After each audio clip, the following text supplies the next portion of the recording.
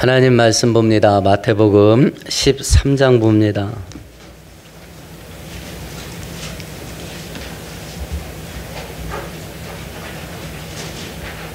(31절에서) 35절까지 한 절씩 교독합니다.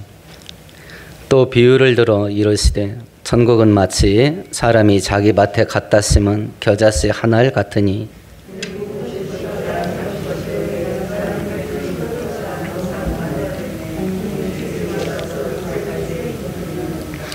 또 비유로 말씀하시되 천국은 마치 여자가 가루 서말 속에 갖다 넣어 전부 부풀게 한 누룩과 같으니라.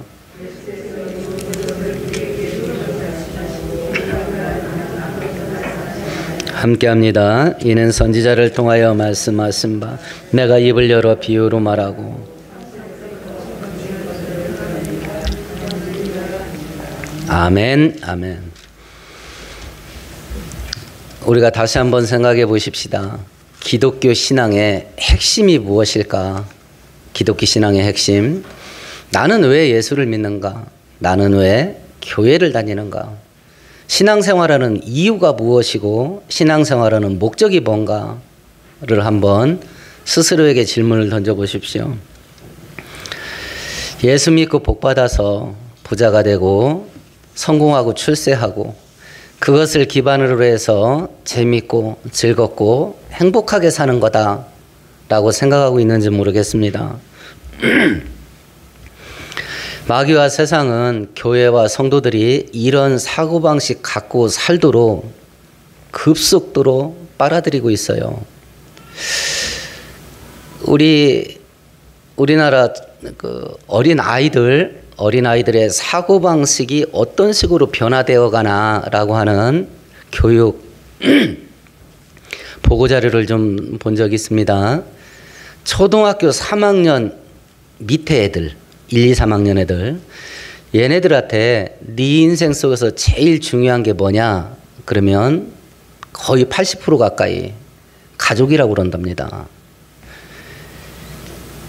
4학년만 넘어가도 생각이 조금 바뀌다가 고등학교 되면 완전히 바뀝니다. 고등학생들한테 네 인생 속에서 네가 살려면 제일 중요한 게 뭐라고 생각하냐 그러면 70% 정도가 돈이라고 대답합니다. 그러면 시대의 흐름이 이렇게 간다는 얘기 아니에요. 그러면 교회 다니는 우리는요. 기독교 신앙의 핵심이 뭘까? 기독교 신앙의 핵심. 하나님께서 우리 부자 만들어 주실 능력이 있겠습니까? 없겠습니까? 우리 성공시킬 능력이 있겠습니까? 없겠습니까? 감옥에 있던 요셉을 하루아침에 국무총리 만들었습니다.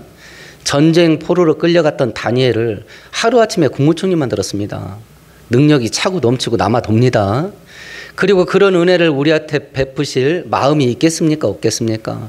하나님이 세상을 이처럼 사랑하사 독생자를 주셨으니 우리를 너무 사랑하셔서 독생자 예수를 죽일 정도로 우리를 사랑하셨다 그래요. 그럴 마음이 계셔요. 우리를 부자 만들고 성공시킬 능력도 남아 돌지. 우리를 목숨같이 사랑하시지. 그래서 우리가 이 땅 가운데서 부자 되고 성공하는 자 만들어 주시기에 충분합니다. 그러나 그것이 우리를 향한 하나님의 축복의 핵심이 아니에요. 본질이 아닙니다. 기독교 신앙의 핵심이 뭐냐를 그림처럼 보여주는 역사적인 사건이 애굽에서 탈출했던 출애굽 사건이에요. 애굽에서 노예 생활합니다. 모세를 보내서 하나님의 능력을 보이시고 노예 생활에서 해방시켜 줍니다. 젖과 꿀이 흐르는 가나안 땅으로 데리고 가시기 위해서 광야를 지나고 사막을 지납니다. 필요한 거 다 채워주십니다. 먹을 거, 입을 거, 신발 40년 내내 떨어지지 않았다 그렇습니다. 그렇게 광야 생활하는데 필요한 모든 것을 주시지만 하나님의 목적은 광야에서 머물러 살게 하는 것이 하나님의 목적이 아닙니다. 그 사람들을 데리고 젖과 꿀이 흐르는 가나안 땅에 들어가서 사는 것이 하나님의 목적이에요. 이것을 영적으로 해석하면 마귀와 세상과 죄의 노예 생활을 하던 우리를 예수를 보내주셔서 그 죄를 용서하시고 우리를 올가매는 사슬을 끊으셔요. 그리고 이 광야 같은 세상을 믿음 가지고 살게 하셔요. 어떤 성도에게는 돈도 많이 주셔서 부자가 돼서 이 광야를 지나가게 하셔요.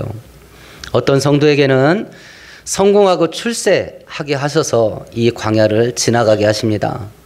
어떤 성도들은 존경받고 칭찬받으면서 이 광야를 지나가게도 하십니다. 그러나 대부분의 성도는 고달픈 인생의 짐을 짊어지고 헐떡거리면서 그럼에도 불구하고 믿음을 버리지 않고 나는 지금 형편이 이래서 믿음 생활을 할 형편이 안 돼. 이렇게 하지 않고 이럼에도 불구하고 내 인생의 중심은 하나님이다.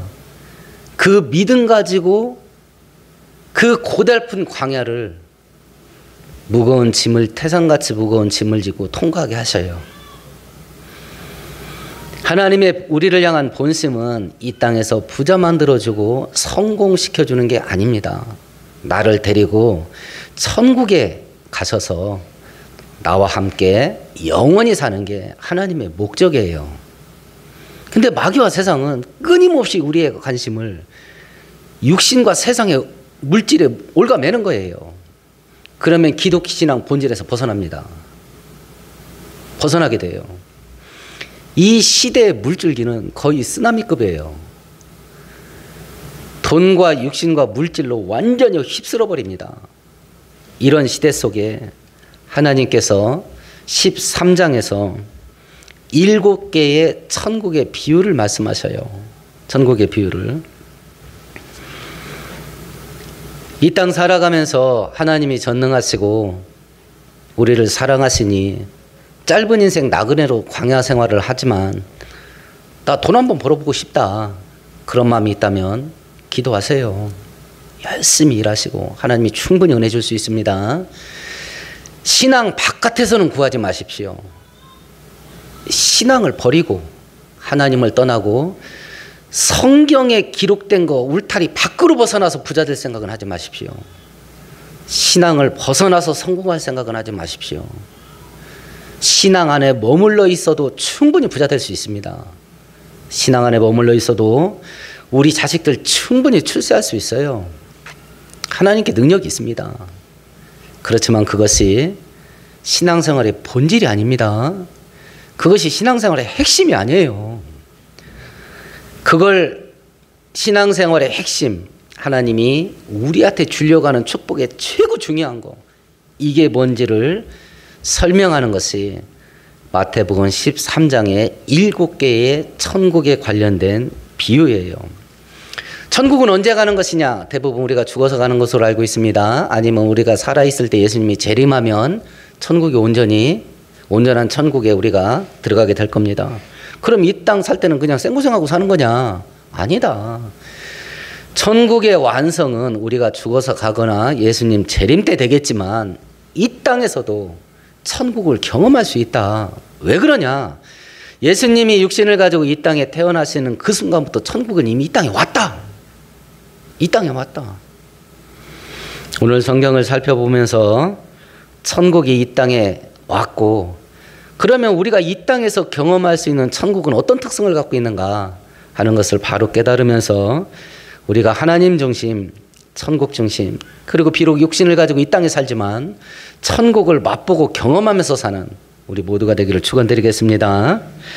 저번 주에는 알곡과 가라지 비유를 통해서 천국의 백성들은 이 땅에서도 천국의 열매를 맺으면서 산다라는 것을 비유로 말씀해 주셨고요. 오늘은 두 번째 비유를 보십시다. 31절과 32절을 같이 읽어봅니다. 또 비유를 들어 이르시되 천국은 마치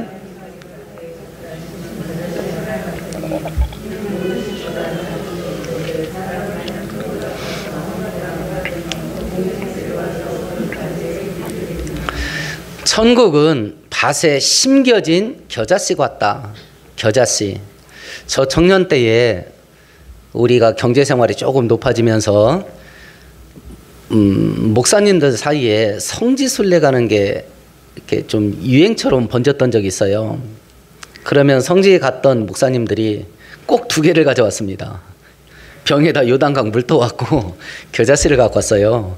그리고 그걸 책갈피로 이렇게 해가지고 성도들에게 나눠줬습니다. 겨자씨는요, 눈 어두운 사람 그거 보이지도 않습니다. 바늘로 살짝 종이에다가 뽁 하고 찍어보세요. 그 크기가 겨자씨입니다. 그 크기가. 천국이 그거라는 거예요. 천국이 겨자씨랍니다. 그런데 천국은 세상 정부, 행정 조직 이런 것처럼 생명이 없는 조직이 아니다.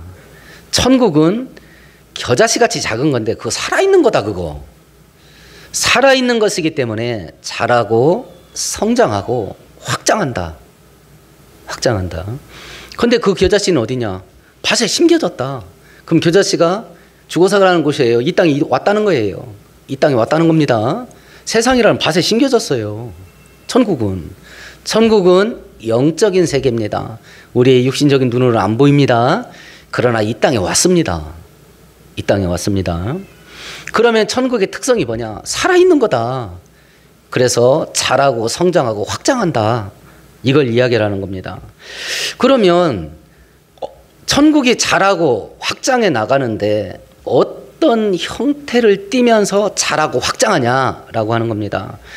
이 겨자씨가 이제 싹이 텄습니다. 막 뿍뿍 자라기 시작을 합니다. 나중에는 나무만큼 커진답니다. 겨자씨는 생물 분류상 채소에 속합니다. 근데 중동에서 자라는 겨자씨는 크게 자라면 3m 정도까지 이렇게 자란다고 그래요. 그래서 새들도 와서 깃들인다. 새들. 겨자씨, 천국에 비유된 겨자씨에 깃들이는 새. 새가 누굴까요? 성경학자들은 세상 모든 민족과 백성들이라고 해석을 합니다.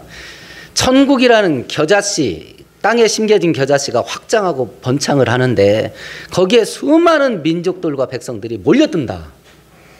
몰려든다. 근데 성경은 그걸 깃들인다 그랬습니다. 깃들이다라는 단어가 뭔 뜻 같아요? 우리말로 표현하면 둥지 틀다예요. 둥지를 튼다. 둥지를 왜 틉니까? 거기서 생고생하려고 둥지 틉니까 새들이? 자기들이 안식 쳐라. 천국이 살아있는 조직체이기 유기체이기 때문에 확장하고 성장하고 번창합니다. 그리고 좀 밖으로 뻗어나갑니다. 어떤 형태를 띠고 뻗어나가냐면 천국에 들어오는 자들에게 안식과 평안을 주면서 뻗어나갑니다. 이게 천국이라는 거예요. 이것이 미국 경제공황 일어났던 시기에 스파포드라고 하는 성공한 변호사가 있었습니다. 예수를 잘 믿는 신실한 성도였고요. 돈을 많이 모았습니다. 성공했어요. 근데 경제 공황이 터지면서 전 재산이 다 전부 사라졌습니다. 너무 고통스러운 걸 가족들한테 보이지 않으려고 아내와 4명의 딸을 유럽에 여행을 보냈습니다. 그 사이에 자기는 재산을 정리하려고 그랬습니다. 바다 한가운데서 프랑스에서 오는 배와 부딪혔습니다. 266명이 탄 배에서 86명만 살아남았습니다. 자기 아내는 구조받았는데 4명의 딸은 죽었습니다. 그리고 아내가 이제 미국으로 다시 되돌아왔습니다. 아내가 제정신이 아니야. 4명의 딸이 다 죽었으니까. 이 소식을 듣고 제정신이 아닌 아내를 본 이 스파포드라고 하는 사람이 이 상황에서 이상하게 자기 마음이 잠잠하게 내려앉는 걸 경험합니다. 그리고 413장 찬송가를 쓴 거예요. 이 소식을 듣고. 내용이 이렇습니다. 내 평생에 가는 길 순탄하여 늘 잔잔한 강 같든지 큰 풍파로 무섭고 어렵든지 나의 영혼은 늘 편하다. 내 영혼 평안해. 내 영혼 평안해. 저 마귀는 우리를 삼키려고 입 벌리고 달려와도 주 예수는 우리의 대장되니 끝내 싸워 이기겠네. 내 영혼 평안해. 내 영혼 평안해. 지금 이 사람은요, 자기가 감당할 수 없는 고난과 환난에 빠졌습니다. 그런데 천국을 경험합니다. 천국을 맛보고 있는 거예요. 지금 이 사람이 이 상황 속에서 맛본 천국은 어떤 종류의 천국이었냐면 천국의 안식이었습니다. 천국의 평안이었어요. 이 땅에 살면서도 성도는 천국을 경험할 수 있다. 이 땅에 살면서도 성도는 천국을 맛볼 수 있다. 맛볼 수 있다. 우리가 맛보고 경험할 수 있는 천국의 특성 중에 하나가 뭐냐면 안식과 평안이다. 그걸 천국에 찾아오는 모든 백성들에게 주면서 천국은 확대된다. 성장하고 자라간다라고 하는 것을 우리들에게 보여주는 비유가 겨자씨 비유예요. 겨자씨 비유. 그래서 사도행전 1장 8절에 보면 예수께서 승천하시면서 너희가 성령 받게 되면 능력 받게 될 거다. 너희들이 능력을 받게 되면 예루살렘과 유다와 사마리아 땅끝까지 천국의 복음을 전하게 될 거다. 천국이 땅끝까지 확대되는 겁니다. 그 천국의 확장은 무엇으로 되냐? 천국의 겨자씨를 담고 있는 성도와 교회가 세상 밖으로 퍼나르는 거예요. 오랜 시간 교제를 나누던 우리 여자 성도님이 은퇴를 하고 세종에서 사셔요. 그분이 소일거리를 하려고 아르바이트 거리를 찾는데 광고를 하나 봤어요. 하루에 2시간 자기 집 아이를 돌봐주는 사람 찾는다. 보모를 찾는다. 이분은 전도를 참 많이 해요. 그래서 일자리를 찾은 것도 사람을 잘 못 만나니까 코로나 때문에 가정에 들어가는 아르바이트 자리를 찾다가 이걸 보게 된 거예요. 가정에 들어가면 전도할 수 있잖아요. 아이 돌보러 가는 거니까. 근데 면접 자리에 그 부모는 그 대덕 연구단, 아빠는 연구원이고 엄마도 같이 유학 갔다 와서 하루에 2시간 아이들에게 영어를 가르친대요. 그러니까 자기가 영어를 가르치는 2시간 동안 5살 난 자기 아이 돌보는 보물을 구하는 거예요. 그 면접 자리에서 그랬답니다. 2시간 아이를 돌볼 때 나는 성경 이야기를 해줄 겁니다. 만일 그 아이에게 성경 이야기 해주는 게 싫으시다면 다른 사람을 구하세요. 이랬대요. 교회 안 다니는 사람인데. 그러니까 애 엄마가 성경 이야기 해줘도 좋습니다. 이랬다는 거예요. 근데 애가 천재야. 애가 영재래요. 자기가 봐도 천재래 진짜. 근데 저번 주에 전화가 왔습니다. 아이가 저도 교회 다니고 싶어요. 그러더라는 거야. 엄마 아빠하고 같이 교회 가겠다고. 그러면서 얘가 유치원 가고 엄마 아빠하고 뭐 여기저기 밖에 나들이 하면서 왔다 갔다 하다가 자기가 다니고 싶은 교회를 자기가 찍어놨어. 5살짜리가. 어디에 어떤 교회 하나 있는데 저 그 교회 가고 싶어요. 이러고 교회까지 찍어놨더라 하더라고. 5살짜리 아이가. 어제 전화가 왔습니다. 저번 주에 그 애 엄마한테서 문자가 왔대요. 이번 주에 아이와 함께 교회 갔다 왔어요. 이게 겨자씨예요. 이게.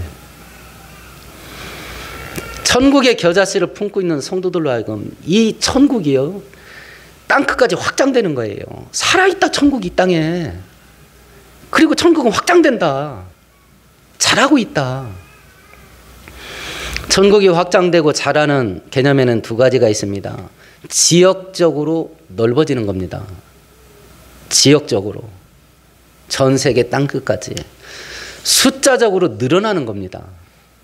숫자적으로 늘어나는 거. 모세가 이스라엘 백성들을 구원하려고 애굽 땅에 들어갑니다. 하나님께서 이스라엘 백성들이 애굽 땅을 벗어나기 전에는 이스라엘 백성들에 대한 호칭을 뭐라고 말하냐면 내 백성이라고 그래요. 내 백성. 근데 이스라엘 백성들을 이끌고 모세가 애굽을 벗어났습니다. 빠져나왔습니다. 그때부터는 이스라엘 백성들의 호칭이 달라져요. 어떻게 달라지냐면 내 군대예요. 군대. 그래서 군대대로 이렇게 행진한다 소리가 출애굽기에 계속 나와요. 그러면 하나님께서 야곱의 12아들의 자식들 70명을 데리고 요셉 때 내려갑니다. 빠져나올 때는 장정만 60만이었답니다. 그러면 그들의 아내, 자식들, 노인까지 합하면 최소 200만에서 300만 정도예요. 어떤 책을 보니까 사회학자들이 그걸 놓고 연구를 했습니다. 평균 출산율, 평균 사망률을 기준으로 놓고 70명이 400년 만에 200만에서 300만 정도로 인구가 불어나려면 한 가정당 몇 명씩 낳아야 이게 되냐라고 했을 때 평균 15명이랍니다. 한 세대가, 남자가 여자가 결혼을 했어요. 그 한 세대가 자식을 15명씩 낳아야 그게 된대요. 그러니까 애굽 사람들이 기겁할 만도 하지요. 애들을 너무 낳는 거야. 너무 번창해가지고 산하 제한을 시켰잖아요. 남자 나오면 전부 죽이라고. 하나님이 왜 이렇게 기적을 일으켜가지고 폭발적인 인구 성장을 허락하셨을까요? 하나님 나라는 두세 명씩 몰려다니는 게릴라군이 아닙니다. 겉으로 딱 봐도 원수들이 기겁할 정도로 위용을 갖춘 대규모 군대예요. 이 시대 기독교는 어떤 모습일 것 같아요? 이 시대 기독교는 우리나라의 기독교 천만입니다. 지금 민주노총에 가입된 노동자 몇 명인지 아세요? 몇십만 안 됩니다. 나라가 벌벌 길잖아요. 기독교 천만이 모이면요. 이 표 장난 못합니다. 장난이 아니에요. 근데 정치인들이 기독교 앞에서 설설 깁니까? 못 긴다고. 어디 가나 욕먹어. 어디 가나 욕먹어요. 숫자는 불어났는데 전부 헛떡개비라. 전부 헛떡개비요. 그러니까 마귀도 쿠팡기 끼고 표라면 환장하는 정치인들도 쿠팡기 껴. 기독교한테. 이렇게 된 거예요. 이렇게. 근데 오늘 성경은 우리들에게 말합니다. 천국은 그런 게 아니야. 아무리 작아도 세상을 돕는다. 그 천국의 생명력, 그리고 그 천국의 확장력, 그걸 이 땅에 살아가면서 경험하고 살 수 있어, 우리는. 천국 백성은. 그걸 지금 이야기하시는 거예요. 겨자씨 비유에서 천국은 이 땅에 심겨졌습니다. 이 땅에 왔습니다. 그리고 천국은 살아있습니다. 자라고 성장하고 확장합니다. 우리는 이 땅에 살면서 그 천국 안에 들어가게 되면 안식과 평안을 맛보면서 엄청난 생명력으로 확장을 경험할 수 있습니다. 천국의 또 다른 모습입니다. 33절을 같이 읽어보십니다. 또 비유로 말씀하시되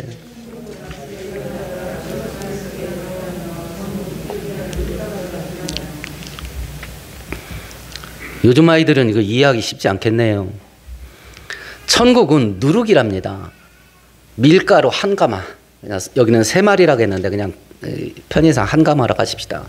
마대자루 한 가마 분량의 밀가루에 누룩을 섞었습니다. 누룩도 하얀색이죠. 밀가루도 하얀색이고 표시도 안 납니다. 섞여서. 그런데 그 작은 누룩이요, 밀가루 전체를 완전히 변화시켜버려요. 그래서 새로운 빵이 되게.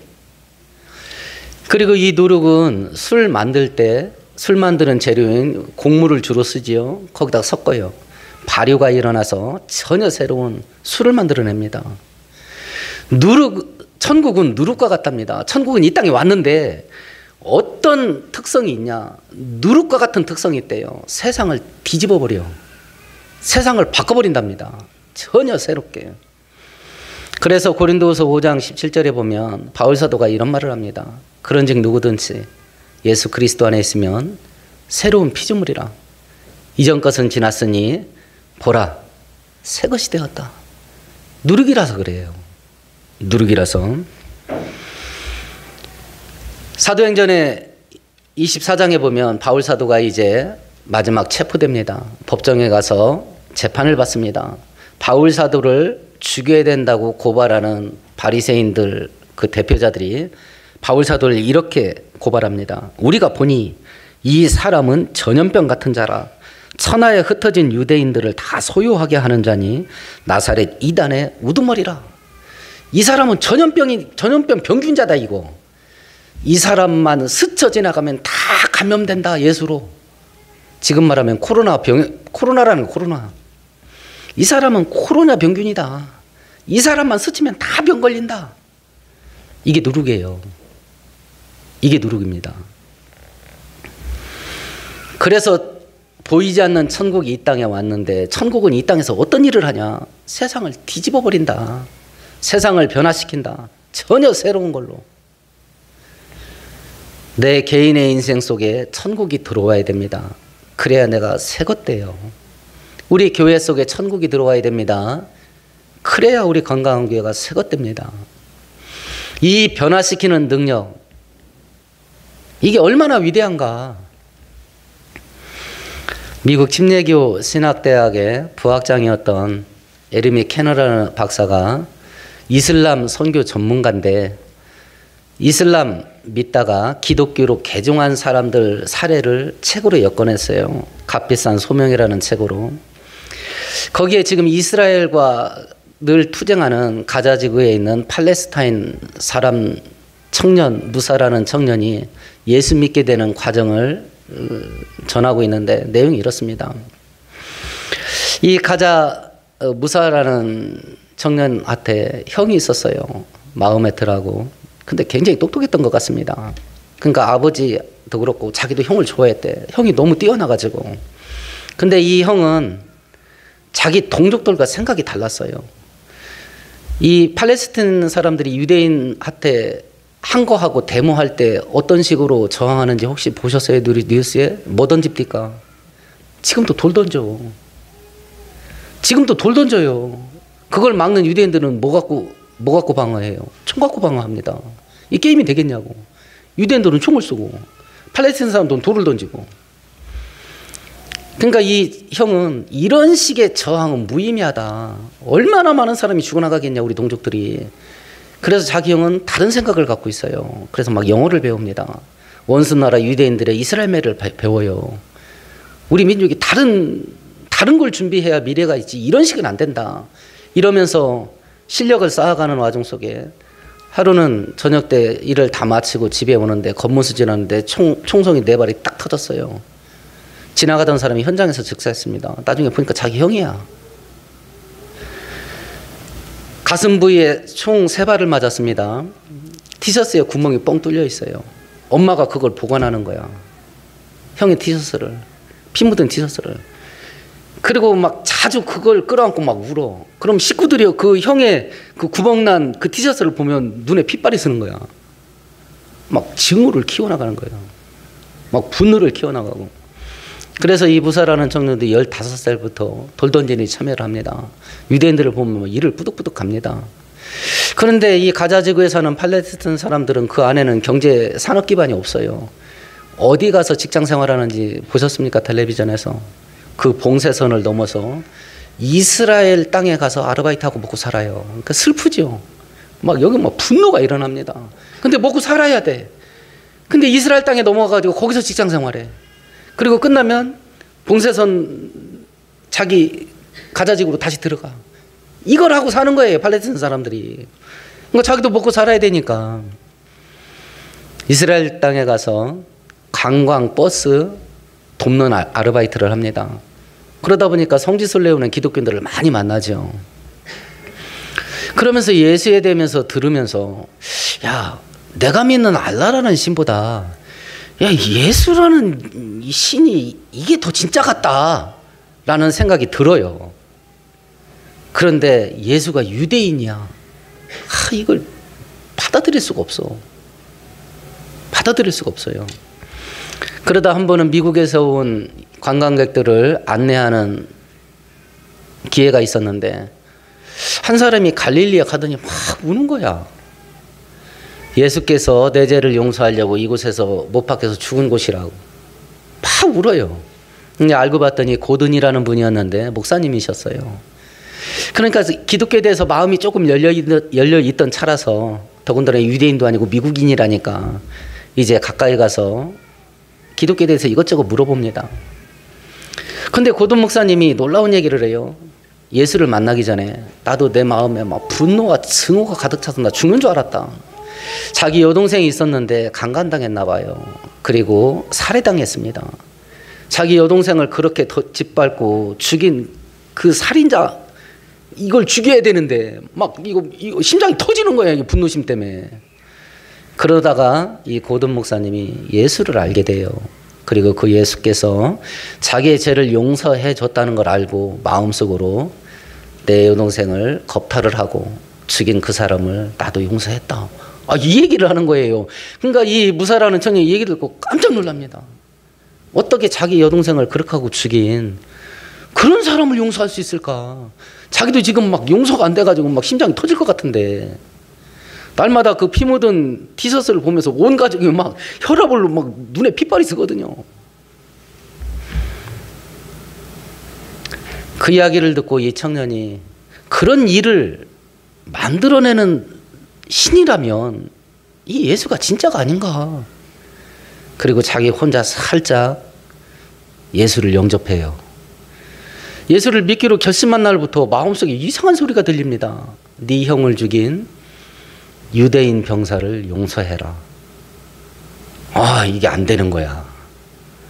두 달을요 막 끙끙 앓아요. 그러다가 결국은 하나님, 제 형을 죽인 유대인 병사를 용서할게요.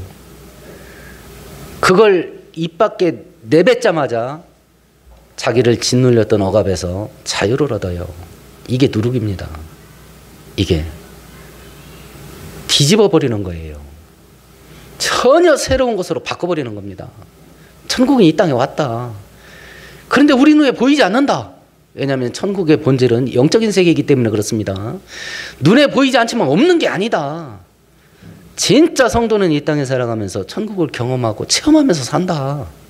그걸 이야기를 하고 있고, 그 특성 중에 하나가 뭐냐? 누룩의 특성이다. 새롭게 변한다. 새롭게.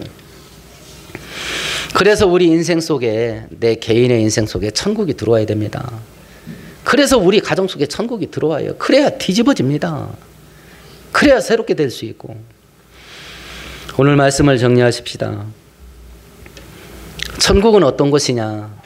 영적인 세계입니다. 눈에 보이지 않습니다. 그러나 이 땅에 왔습니다.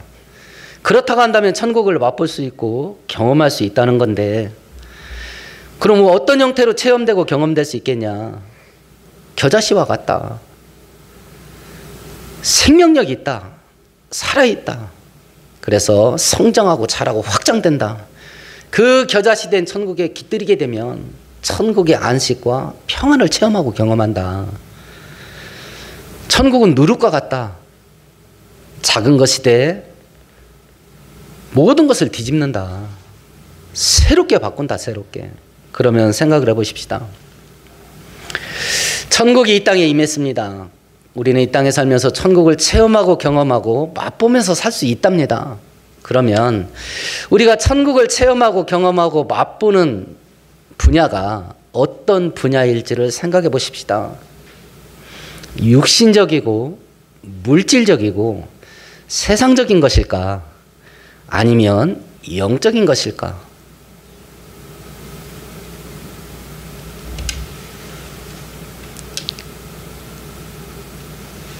완성된 천국을 여러 가지 비유와 상상으로 표현해 준 것이 요한계시록입니다.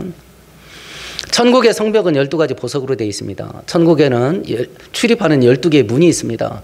근데 남대문 생각하셔요. 그런 문입니다. 그리고 서양에 있는 개선문, 이런 거 생각해 보셔요. 독립문 같은 문. 엄청난 문입니다.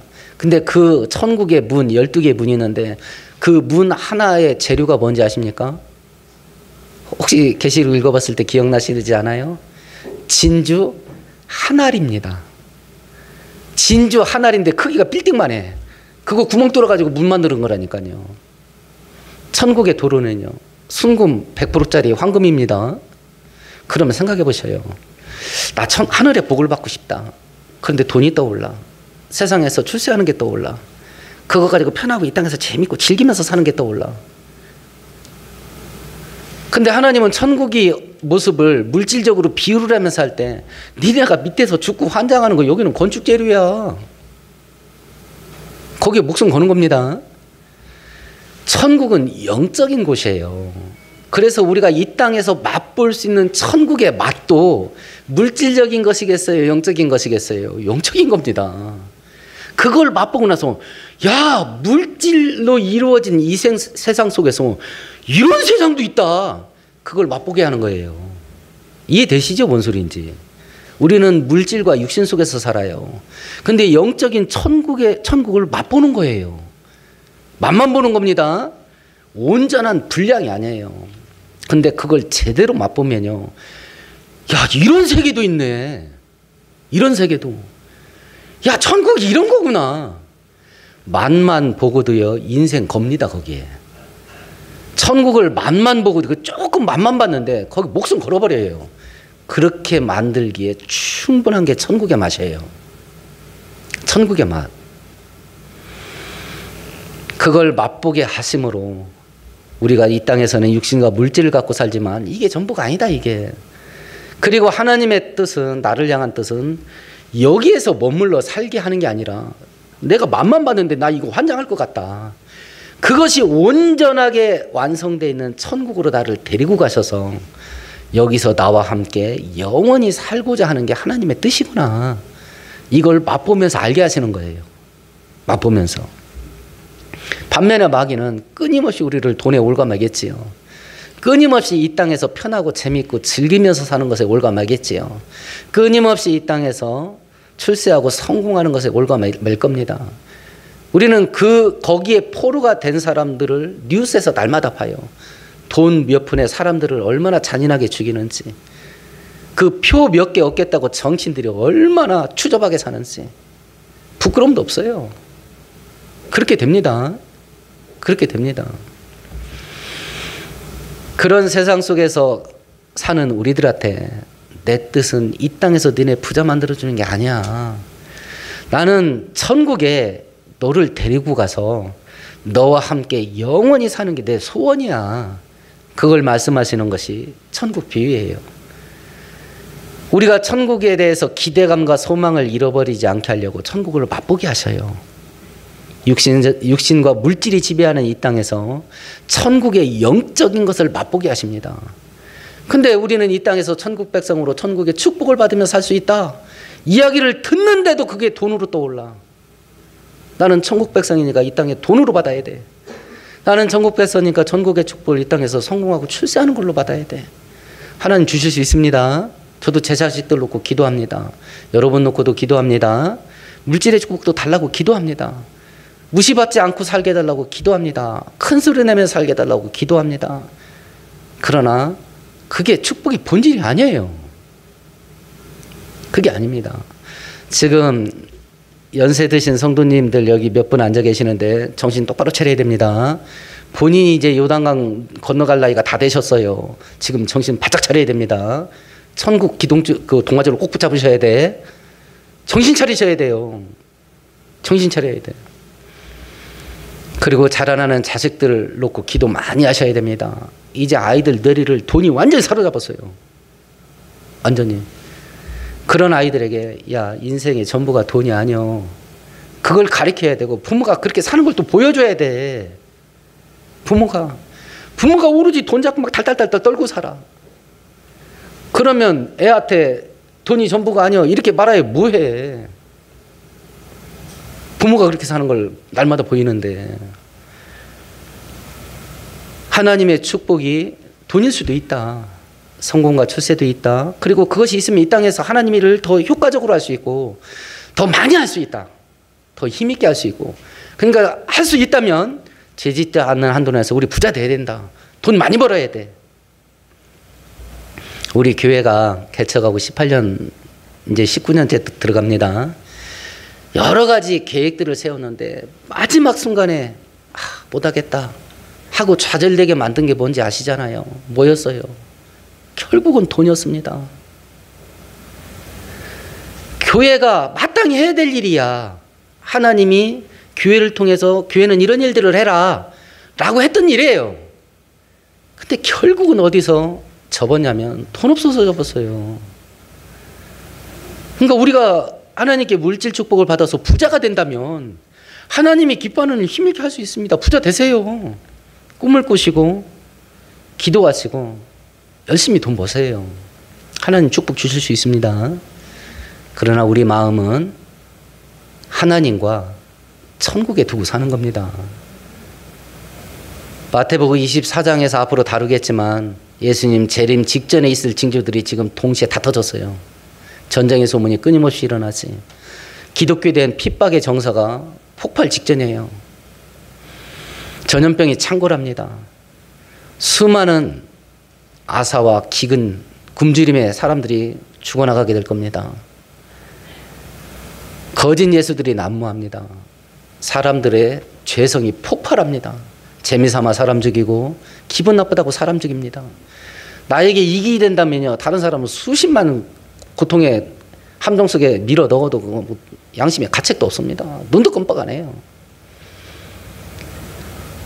수백억 수천억을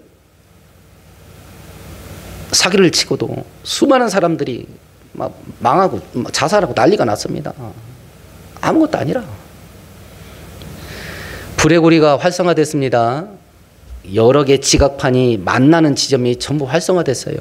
전 세계적으로 동시다발적으로 지진이 일어나고 화산이 폭발합니다. 우리나라 단층이 활성화됐다고 그러죠. 이제 우리나라도 지진이 남 얘기가 아닙니다. 예수님 재림 직전에 있을 징조들이 큰 사고로 동시에 터졌어요. 그럼 준비는 해야죠. 준비는. 나 때 예수님이 올 수도 있겠다. 올 수도 있겠다. 오늘 말씀 생각하시면서 통성으로 기도하십시다.